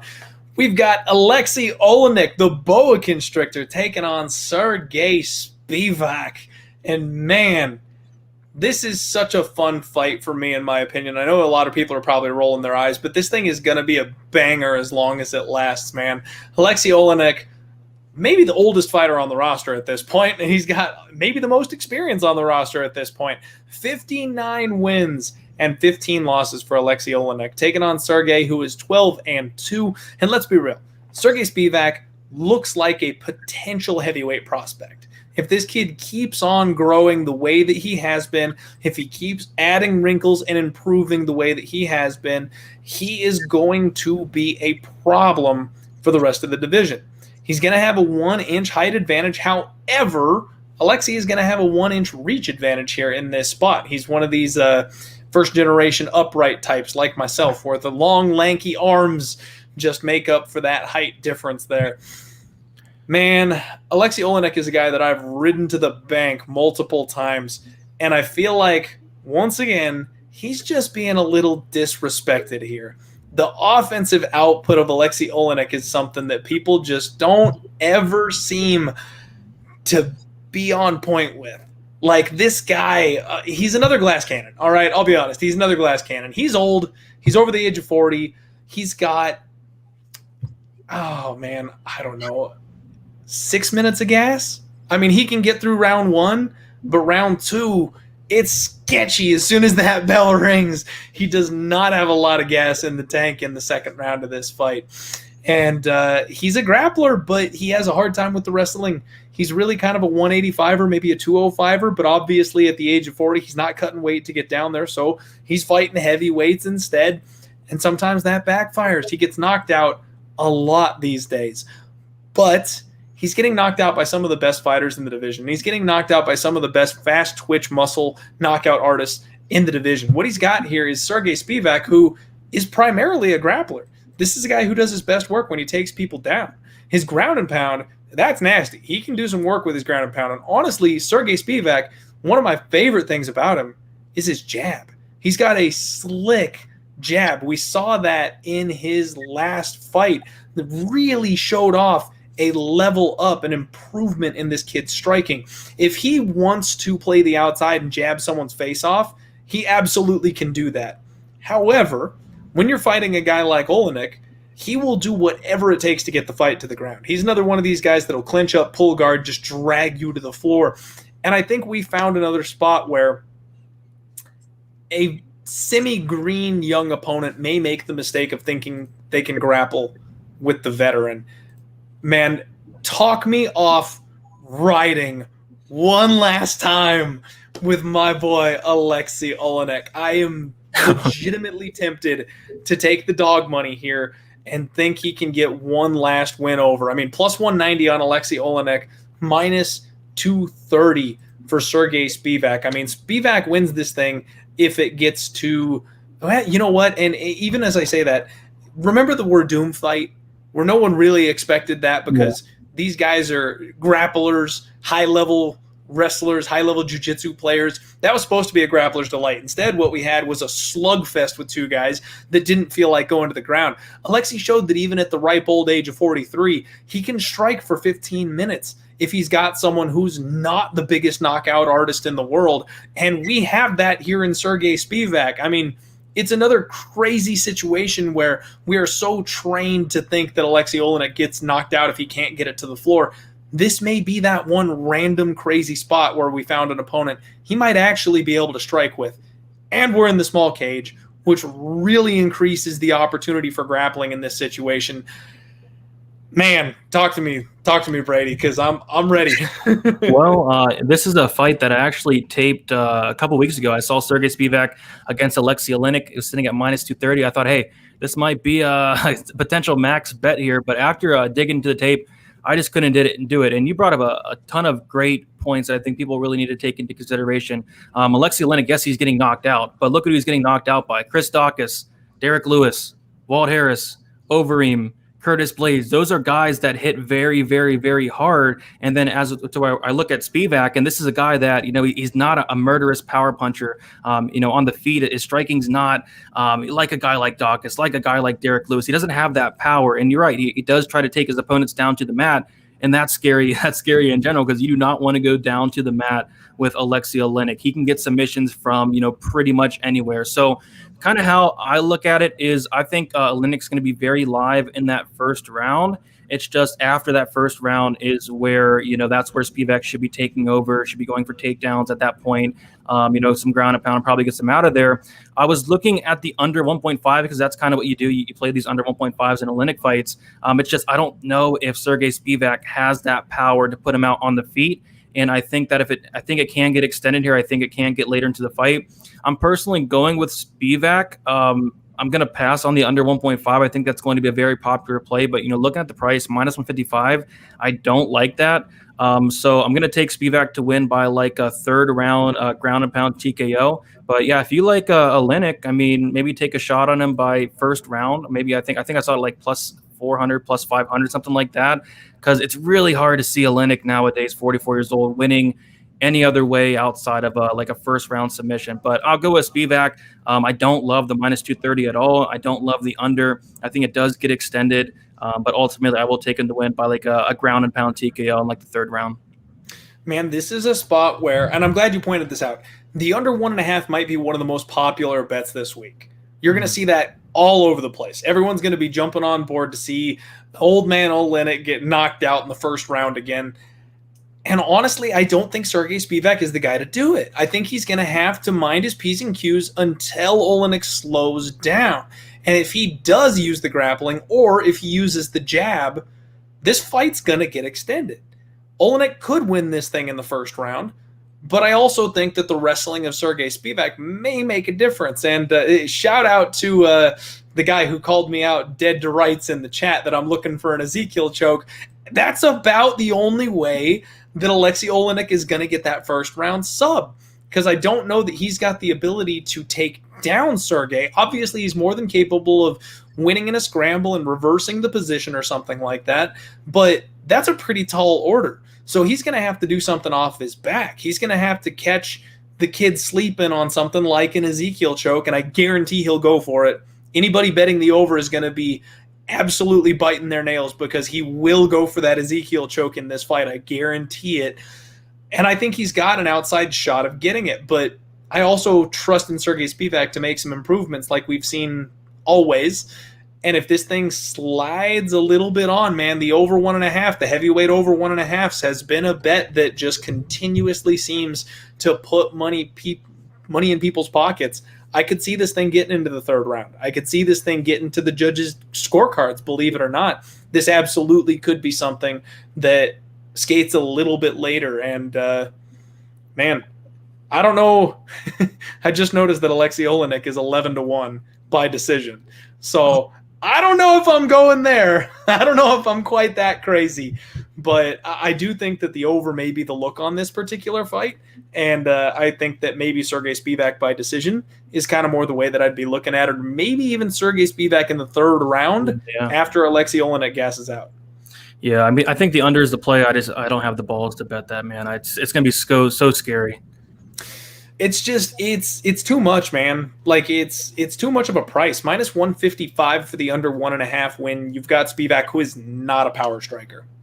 Yeah, the line's off. I think the line is off on the under, and I think the line is off on the side. I know the whole chat disagrees with me, but again, this is where you find value in these spots, man. Aleksei Oleinik is a wily veteran. He's crafty as hell, and it's a young green fighter that he potentially can catch. So don't sleep on the boa constrictor on this one, folks. There's always that chance with the game plan he brings to the table. Yeah, like I said, I looked into it like a couple weeks ago. I did not feel comfortable at all laying that minus 230 on Spivak. That's another one that Spivak's going to be in every single parlay this week, man. I think it's gonna get sweaty. The opportunity for I'm telling you, that Ezekiel choke, so many people are gonna miss a couple of heartbeats when he gets that forearm up under the neck and everyone goes Exactly. It's gonna be fun, man. That's a great co-main event, because regardless of how it ends up, it should at least be action for everybody. Yeah, I'm excited for it.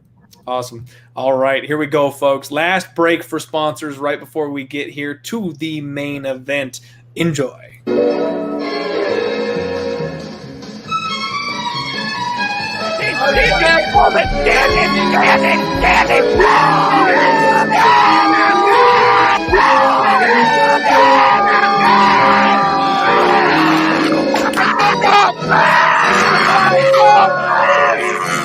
Where's the bang bang, Preston? Come on. I can't breathe. Pub Sports Radio. Come find us in Southtown 101. Subscribe on YouTube and all platforms where podcasts are found. All right, everybody. Welcome back. This is Pub Sports Radio, and this is the Die Hard MMA podcast. I'm your host, as always, Clint. I'm joined by Brady from DFS by the Numbers, and it is main event time for UFC Vegas 29. Chan Sung Jung, the Korean Zombie, taking on Dan 50K Ige. And for a sketchy-ass card, what a main event. This is a great high-level fight between two fan-favorite contenders. Like, this one blows the whole rest of the card away, in my opinion, man, as far as good fights go, don't you think? Yes, I think it's going to be an all-out war. I can't wait to watch it. It's probably the best fight on the card, easily. Easily. I mean, there's some other fights that maybe we'll see some more blood in, but this one easily is the best fight on the card. So, man, I'm going to let you lead this one off. Why don't you go ahead and talk to me about these guys and how you see the main event playing out? Man, like this is, for me personally, it's probably the toughest fight to call on the entire card. And there are some points I want to bring up. First of all, Dan Ige is on an absolute roll. He got that knockout over Gavin Tucker. I think all the hype is now on Dan Ige. But what really stuck out to me, in my research is going to be the level of competition. Like, we have Dan Ige, who, he lost to Calvin Kattar. Not a terrible loss. He went to a split decision with Edson Barbosa. A lot of people thought that Barbosa actually won that fight. He went to a split decision with Mirsad Bektic. He beat Kevin Aguilar, Danny Henry, Jordan Griffin. And you hear these names, and then you go over to the Korean Zombie, and they're just a completely different level of competition. He's going out there and absolutely, wrecking Frankie Edgar. And I went back and watched a couple of his old fights, the other day. And, man, the Korean Zombie is an absolute beast. I kind of forgot how good he actually was because I got a kind of a bad taste in my mouth after his last fight against Brian Ortega, which we'll talk about. But, yeah, he mopped the floor with Frankie Edgar. He hurt him like a good 3-4 times. He beat Renato Moicano in the first round, less than a minute. He did have that loss to Yair Rodriguez in a fight that he was winning up until the last second, kind of a fluke there. But you can kind of see, his last 3 losses in the last 10 years, Brian Ortega, who's now fighting for a title, Yair Rodriguez, kind of a fluky-ish knockout loss there, and then Jose Aldo back in 2013. Those are his last 3 losses against some very, very talented guys. And, going back to that Ortega fight, and this is what kind of makes this fight so tough to call for me, because if that fight never happened, if this fight was, a year ago, 2 years ago, I would be absolutely hammering Korean Zombie at -110 against Dan Ige. The problem was that fight did happen, and Chan Sung Jung looked, atrocious in that fight. Brian Ortega, yes, he made a ton of improvements, but it looked like the Korean Zombie, his heart wasn't in it. And there were some interviews going around of him saying that he was not, training properly for the fight. He was not really motivated for the fight. But it looks like he made the move to fight ready for this camp, and that kind of shows me that he is taking fighting seriously. He is, taking it. He still has love for the sport, and that kind of jumped out at me as well. So as far as, the fight goes, I think it's going to be an all-out war. I think it, a good chance it does go all 5 rounds. Both guys are very, very tough. Dan Ige has never been finished. Zombie has been finished 3 times, but you got to absolutely kill this guy to get him out of here. Ortega did hurt him twice. But yeah, that's kind of what I'm struggling with, because take a look at the Zombie's career. This that performance against Ortega, that was the worst he's ever looked, and I think a lot of people are writing him off. A lot of people are on the Dan Ige train, and that's fine. But for me personally, I think I'm going to give the Korean Zombie one last chance. I wrote off Ponzinibbio in his last fight because he looked so bad against the Leech in one fight. And I don't think I'm going to make the same mistake here. I think Zombie does bounce back, training at Fight Ready. I think he comes in here with the game plan, looks very good, and I think he puts on a really good show, and I think he wins a close decision. And the odds are kind of reflect how I feel about this fight, -110 each way.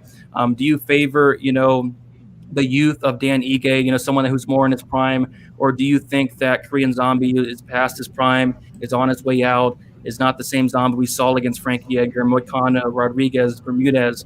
I'll give him one more shot. I'm not going to bet or nothing like that unless he gets to an underdog. But, man, this fight is just so tough to call. Yeah, man, this is one hell of a fight, and it is extremely tough to call from a betting perspective. It is lined extremely appropriately, in my opinion, at a pick'em price tag. You can make a great argument for either of these men in this fight, and I totally agree with you that in that last fight, Chan Sung Jung, he just did not look like he was ready to go in that fight. You know what I mean? He couldn't make the in-fight adjustments. Nobody expected Brian Ortega to come out like that, and I think that may have been part of it. I think that Chan Sung Jung may have he might have just been caught off guard, man, like all the rest of us. He didn't expect that from Brian Ortega. I don't think he trained for any of that. I didn't think he had a striking game in plan. I don't think he had a second gear in his game book because he just didn't expect to face that kind of an opponent. Now, I'm going to be completely brutally honest with everybody here in the chat. I strategically let Brady take the lead on this one because I wanted to swoop in with the fight ready scoop and be like, but the Korean Zombie is headed to my favorite MMA gem of all time, Fight Ready.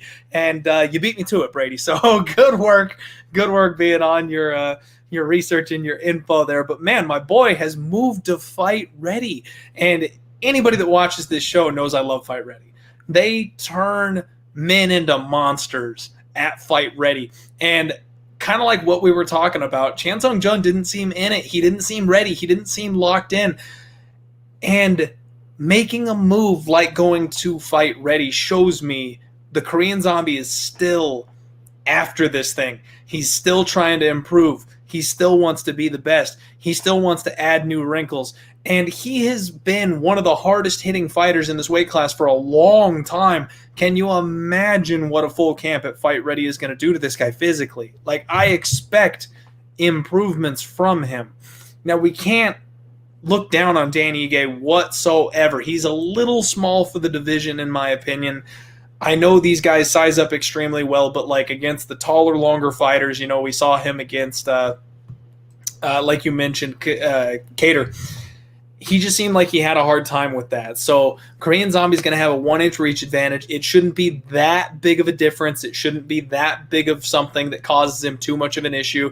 This is going to be a well-matched fight, and Ige has shown that he can compete with the very best that the division has to offer. So, damn, man, I don't know what to do here on this fight. I think I like the Korean Zombie ever so slightly. But Dan Ige has made a career of being the underdog. He's made a career of showing up and proving people wrong and giving some of the best fighters in the division the hardest fights of their lives. And he refuses to fall. He's another one of these durable guys that no matter how hard you hit him, he's going to walk through whatever you send his way and punch you right back in the mouth. I wish we had better round props here because I'd be looking at the overs. The total's at 4.5 for this one. Overs -130, under is +100. And I can't really argue with that. I think this one probably gets into the later rounds. And if anybody's going to win this thing by knockout, I would think it would be the Korean Zombie. But again, I don't want to doubt Dan Ige. So, man, I'm gonna say the Korean Zombie, but I don't know that I'm going to have a bet on the main event for this event. Yeah, it's just crazy to think about because Korean Zombie closed like -200 against Brian Ortega the last fight. So I was kind of like thinking, what happened if that fight never happened? Where would Zombie be lined here? And I think it would be close to like the minus 300, to be honest. But the thing that makes it hard is it the same Korean Zombie we saw of a couple of years ago, or is he completely done? So it's tough to call. I think the line's accurate, 110 each way. I'll pick Zombie, but I just can't put money on it. So, man, my thing is, I guess I'm not sure what the Korean Zombie being done narrative is. I don't get that personally. Being slightly outclassed on the feet by an opponent who nobody saw coming in a manner that nobody expected. I don't understand how and why that would make him a shot fighter. And that guy's fighting for the title. So that's the number 2 guy in the division right now. I think that's kind of a rough narrative that a lot of people are going to be saying throughout the week. And I need some more evidence before I'm willing to say that the Korean Zombie is shot in any form or fashion. Yep. I'm going to go with him one more time here. I think he gets it done. Man. I'm with you. I like it. So really pick your poison. Anybody, anywhere can make an argument for either side of this fight. So me and Brady happen to agree on the main event, but I'm leaning Zombie. He's leaning Zombie. It's a pick'em. The books know what they're doing. It's definitely going to be a competitive fight. So if you like Dan Ige, don't scream at me. This is a very close and competitive fight to break down. Thank you very much for the $2 donation in the chat from Little Einstein X here. Tim Means versus Danny Roberts. We did break this one down, and both of us lean towards the Tim Means side. We both think that Tim Means is the slightly better, slightly more well-rounded fighter, but from a betting perspective, line is too wide. I think there's value on Danny Hot Chocolate Roberts, and both of us think that the under is probably the best play that you could possibly make on that particular fight. There you have it, folks. That is the full UFC Vegas 29 breakdown. Thank you all so much for hanging out here in the chat today. It's a tough card like we talked about. Maybe a little bit light from a betting slate for both of us on this one. We're going to pick and choose our spots very, very carefully, but we did our best to give you all the information possible so you can make some betting opportunities and you can put some extra money in your pocket come Saturday. Make sure you subscribe here to Pub Sports Radio. If you haven't already, do me a favor, give the video a like if you would. We've got some of the best sports. No, not some of the best, the best sports betting content on the net today, and it's all free. It's all free for you with some of the best personalities out there, like my guy Brady. My friend, the floor is yours if you want to shout out any sponsors, if you've got anything to mention. Thank you again so much for jumping on the show with me today. We are in your debt. Have at it, man. It's yours to go. Yeah, thanks, man, for having me on. Hopefully, I did decent coming in on short notice. I felt like I did all right, but yeah, you guys can follow me on Twitter, DFS_numbers. So I have a new show here on Pub Sports Radio on Sunday called Stat Diggers, where we basically just dig through all the stats. We go about 2 hours, me and Uncle Weezy. So go check that out. I'll also be live on Pub Sports on Tuesday, going over some DraftKings, some betting as well. I have a YouTube channel, DFS by the Numbers, but that's about it. Yeah. So thank you all for hanging out in the chat. Can't wait for this week. It's not going to be much action, but I think it's a violent type of night. And I think that's I'm going to have a lot of violence bets, I think. Hell yeah, man. Violence bets all weekend. Looking for lots of finishes back in the Apex. Everybody bust out the fireball and popcorn. We're going to have some fun. So coming up tomorrow, first thing in the morning, we've got the return of the legend Loshak. He joins Jimmy the Bag to break down the full betting slate, so that's going to be epic. Keep an eye out later in the week. I do the total takedown where I go back over the fight card from a totals perspective.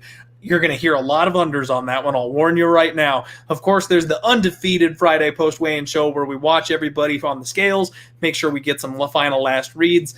Brady, unless I'm mistaken, you do a Friday show with the weigh-ins or something like that, don't you, as well? Yep, on my channel, yep.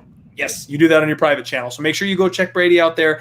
Check that one out. And then, of course, the man himself, Boston Nick MMA. He is hosting the companion live betting streams that we do, PFL, Bellator, UFC, every single fighting event. He is joined by the boys. I mean, we have got Billy Bills. We've got Locker Room. We've got Jacksonville Zoe, Danny Betts. Connor Mack jumps in there. Of course, there's Razor Sharp on the horses sometimes. Big Show picks is around. Like everybody, we got you covered from a sports betting perspective here at Pub Sports Radio. Shows all day, all week, 24/7. And this is a fun as hell week. Lots of stuff going on, everybody. Thank you so much for hanging out with us on Monday. I've lost my mind.